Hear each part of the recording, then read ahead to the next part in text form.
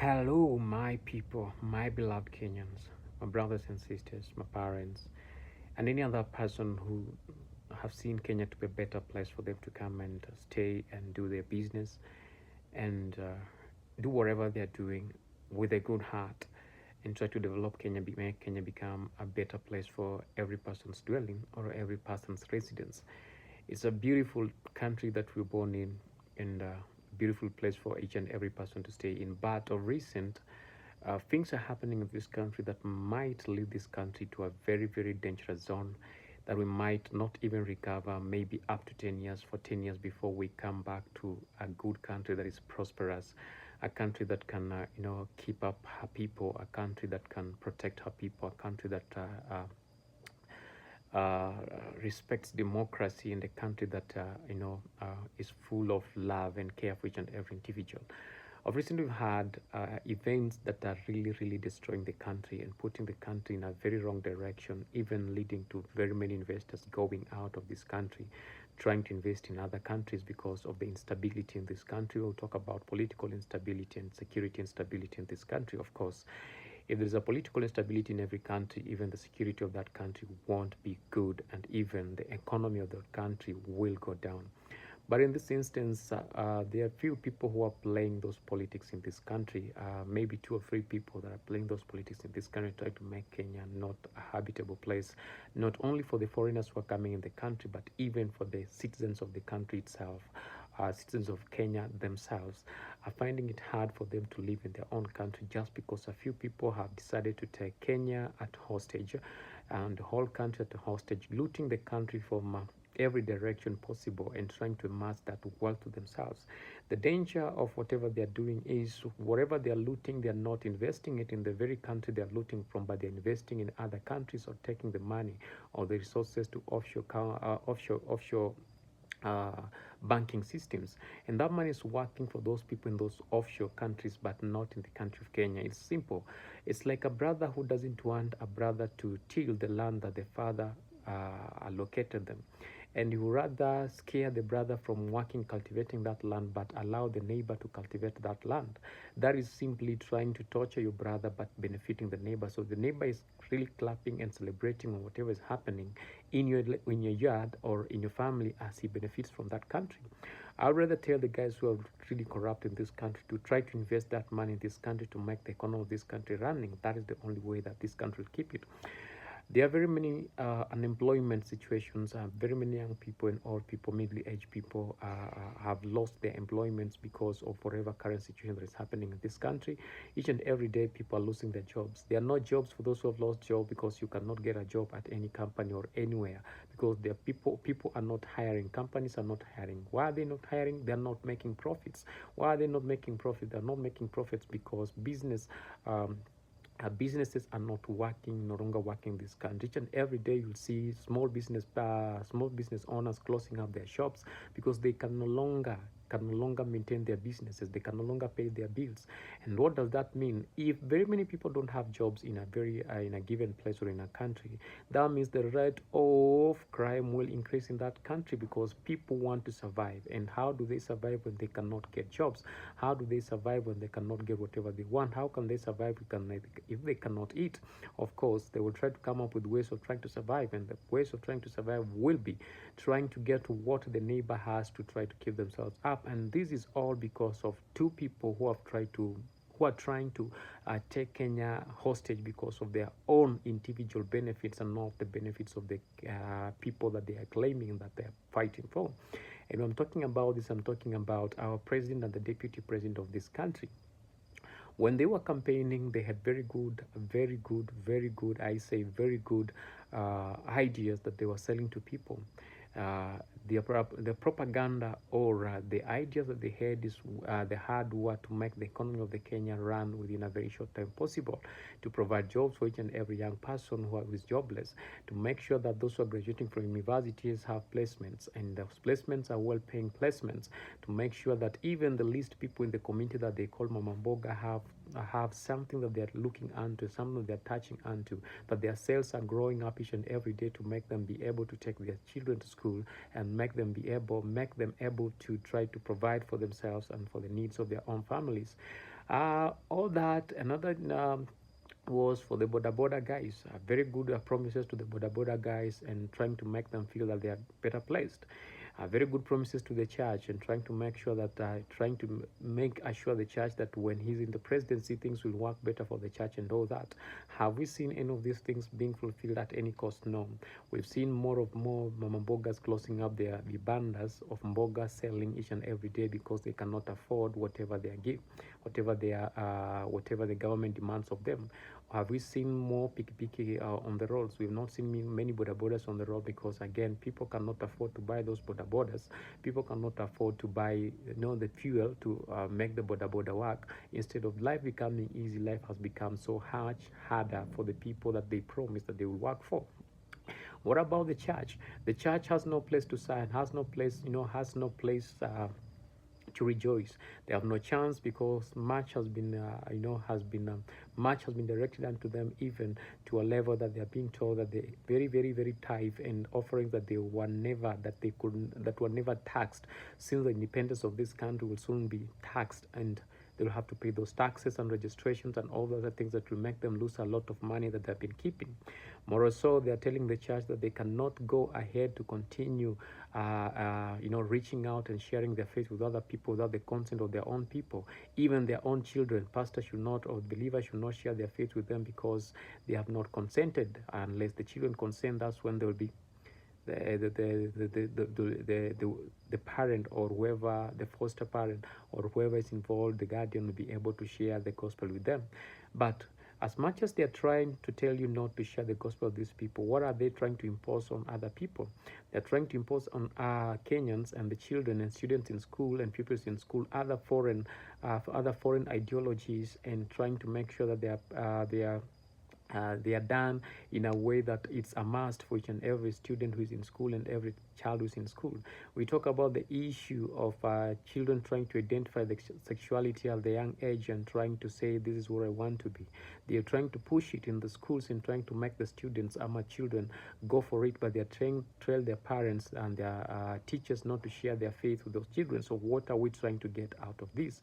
This is because they're buying into other people's philosophies, and they don't want to buy in the philosophy of an African child or philosophy of a Kenyan. Are we trying to see Kenya going down in the ditch each and every day? Yes, we are trying to see that, and if we don't stand and confront this thing, we'll get it hard. How many people have we seen standing, and all these people have been labeled as the enemies of the people or enemies of the nation? Yes, we've seen many standing of this, and we've seen them being labeled as the enemies of the nation. Most have been tortured, most have been destroyed, lives have been destroyed and all that, but no one talks about it, because if you talk about it, then you also become an enemy of the nation and you fall on the same rich path. Should we keep quiet all along as we see our own nation going or being destroyed each and every day, just because a few people have decided to do it?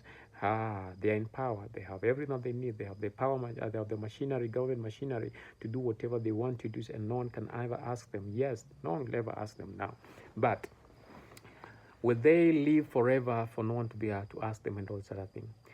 Kenyans want freedom. Kenyans want everything to work for them. But who is willing to make this thing work for the Kenyans and all that?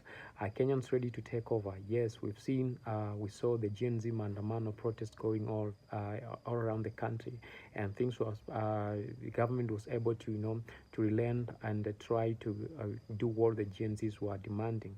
That is the signing of the Finance Bill 2024 that the president never signed because of the GNC protest and all that.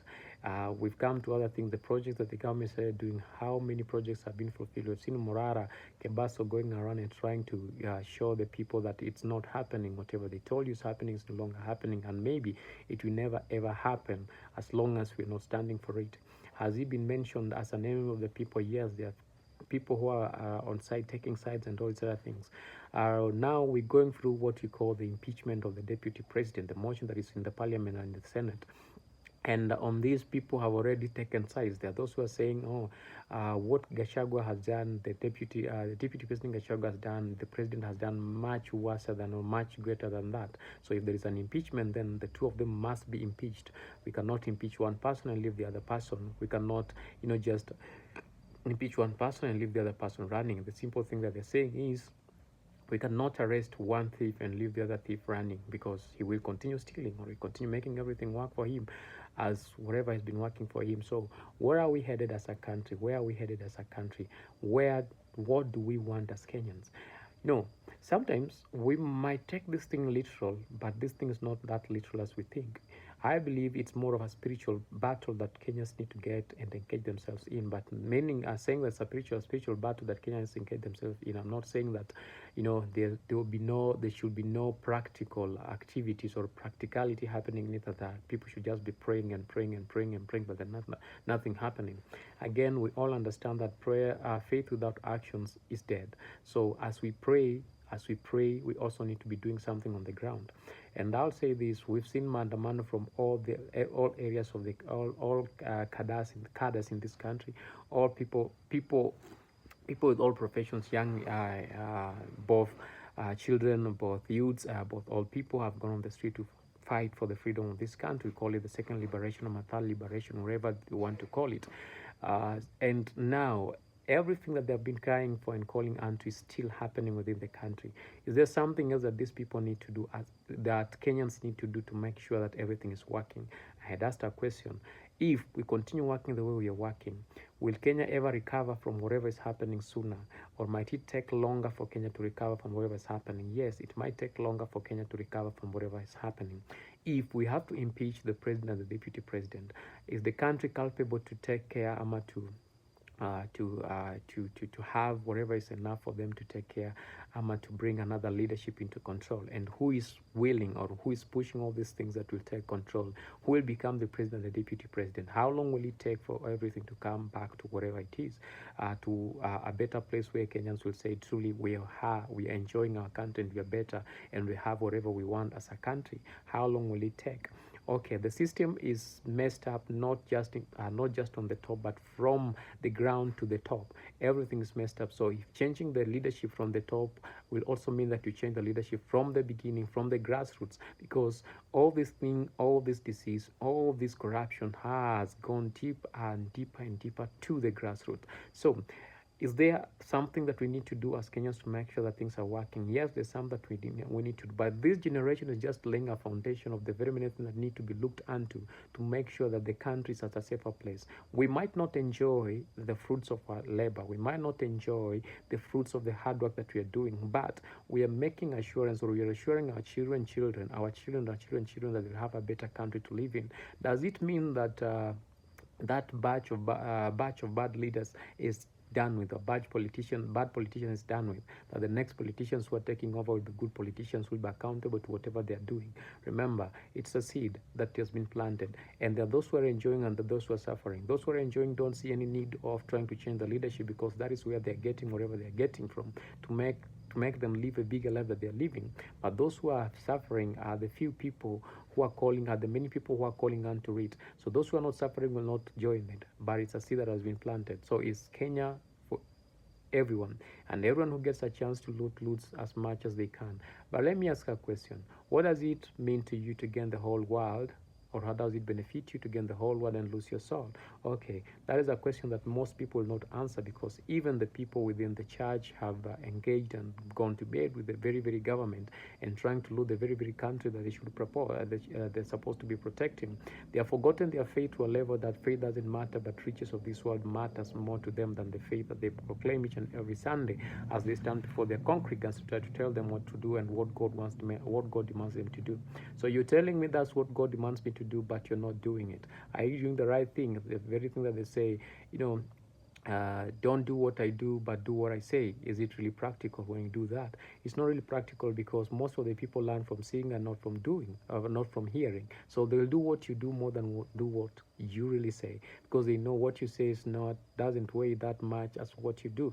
So what are we going to do as a nation? We're missing everything. We're not getting everything done right, and we don't know what to do next. So who is to blame over all these things that are happening in this nation?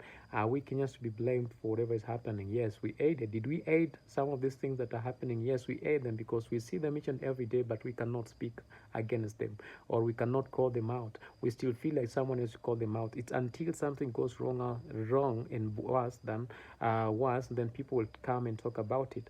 Is that what we really need to do? Is that what we really need to say? There are much that we need to do. Has the church aided it? Yes, the church believed in the current leadership, because they went and generally promising the church better things and better things, better things each and every day. But has the church benefited from any of the things that this leadership promised them now? The church has not benefited from it. So I believe the church should be on the forefront to start fighting for the injustices and the crimes that are happening in this country. Call them out as they are and make people know that whatever is happening is a crime, it's an injustice. But how will the church stand to start fighting the injustice when the church itself is committing a lot of injustices among the people that they should stand and protect against the injustice that the government is doing? So if the church itself is crooked, the government will also be crooked. This is a real example. Whatever happens, if the church is more right, the government will do what is right. But if the church is wrong, the government will do the wrong that the church is doing. So it's just a transfer of whatever is happening within the church today. So if there is supposed to be a change, then the church needs to change, and the church needs to be accountable and set the government accountable to whatever they are doing. Speak it out. The bishops, the pastors, the apostles, the preachers, anyone who is in Christ Jesus should be able to tell the government that whatever they are doing is wrong. So might we be seeing a movement, a protest of the church on the streets of this country in each and every place trying to protest against what the government is doing? Will that really change if it happens? Yes, it will change a great mile if it does happen. The church should not just stand to support, to protest against the taxing of the tithe and the offerings that they're getting, but they should also stand and to protest against the injustices that the government is committing unto this country each and every day. That is what the church should do. The church should go put the government at a watch. They should put their eyes at the government, calling out all the injustices and the crimes that the government is committing unto her people. That is what the church should be doing. Okay, we talk about our courts in this country. Much is happening in those courts, and much is in a mess in those courts. Do we really trust in our courts or believe in our courts? We are living in that place where we'll say everyone for himself and God for us also. If you get a chance to get whatever you can get, you get it regardless of whatever will happen, whatever it will cost someone's. If whatever it costs someone and someone else's life, you don't really give. You don't really care. Okay, you just want to get whatever you want to get and go out. But is that the life that we need to live? So after amassing all this wealth yourself, what if God does away, destroys all of you together with your family together? Who will benefit from all that money that you've looted and stored in banks abroad, offshore banks and all that? Who will benefit from that money, all the properties that you've gathered in your name and the name of your brothers and sons and daughters and whatever? Who will benefit from that? So we know, we plan, we know today, but we don't know about tomorrow. What if we put other people, the needs of other people as equal as to our needs, and make sure that we're putting the needs of each and every person front so that every person gets whatever they want? Kenya is a very beautiful place, but if you allow things to continue working the way they are working, we might never have a country to live, our country to be proud of. This country will be sunk into a hole, a dark hole, that no one will ever get this country out of it. Maybe in the next 10 or 20 years that people will be able to start getting out of that darkness. And this is if we don't really hearken to doing the right things that we need to do. If we don't really hearken to the voice of God and do the right thing, we don't have a nation, but we have, I don't know, a battlefront or a battle. Yes, we have a war front and a battlefront for different parties trying to fight against each other. The parties, the politics of tribal politics. We've had the deputy president talking about not guzzling the mountain region. So the mountain region, no one should talk about the mountain region. No one should bother about them. Talking about the injustices that are happening within the mountain region, or the leaders from the mountain region who are doing injustice to the Kenyans, but we should keep quiet about it. So whatever happens there, it's none of our business. Kenya should keep quiet on that. So what if the Luo stand for themselves? What if the Luya stand for themselves? What if the Rift Valley guys stand for themselves? What if the people in the coast stand for themselves? Do we have a country? No, we don't have a country, but we have a battlefront. So every leader will be stealing things in the name of trying to develop their own people, their own country, but in real sense, they're trying to give themselves whatever they want for them to survive in the next place. I'm telling you this. If Kenya goes bad, All these people have properties in foreign countries. They run to those foreign countries. They take their families, then run there. It's just me and you, common civilians in this country, who will be going through that fight, and they'll ask you to fight for themselves and tell you you're fighting is for your own rights, it's for your own good. But in real sense, it's not for your own good. You fight for them. You fight. You win. You die. They come and take over and take whatever they want. They continue rejoicing as you rot in the grave. So some battles are not good for us, but what should we do for us to get the freedom that we're looking for? There's much to be talked about this. So keep on following us, subscribe, and let's talk about this. Let's say it as it is and bring all these people to accountability of whatever they're doing. We don't condone some of the activities that they're working at, some of the activities that they're doing, but we want things to be done in a right way, so that each and every Kenyan should be happy of their own country and proud of their own country and come back to the country to live in. Most people are living without the country. Ahead of the country, going to different places, trying to import jobs to those countries. Is that what he promised? He never promised that he will he will export. Is it import? Yeah, he will export manpower, labor to other countries. He said he will create job opportunities for the young people in this country. Those job opportunities, what we're looking for. How many job opportunities have been created? I don't really know. I'm a young person. I don't have a job. I'm looking for a job, and there are no jobs in this country. So I don't know who are these young people who've been employed. Maybe. Well, going over, let me not talk about that. So we have a conversation to talk about, and the conversation is about our country. What do you want for this country? Don't let these leaders divide you. Don't let these leaders kill your brother, your sister. Don't let these leaders make you hate your own people. Don't let these leaders make you hate your own fellow Kenyan. But let's stand as Kenyans together and make Kenya a better place. These leaders are very few, but we are many. So the numbers can make us get whatever we want in the right way. I love you all Kenyans. I love Kenya.